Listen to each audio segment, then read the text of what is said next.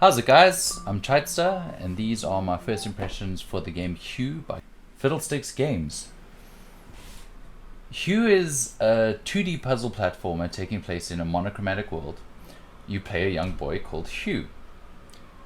The core mechanic is one based around collecting various color segments of a color wheel and selecting them to change the color or hue of the background.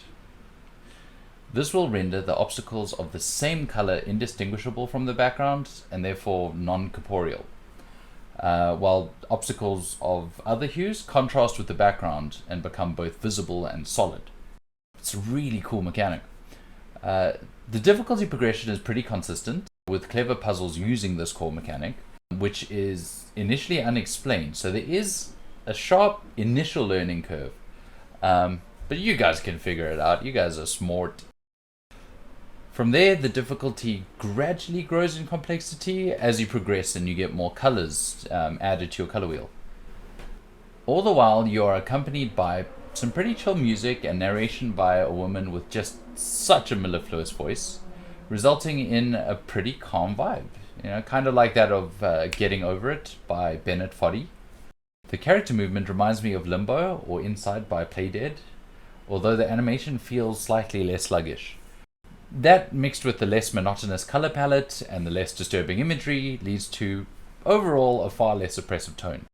There are also no big spiders chasing you, so you can take the puzzles at your own pace. I'm not going to spoil the plot of the game. I feel like you'll get the most out of this experience by just going into it blind and enjoying the story and solving the puzzles.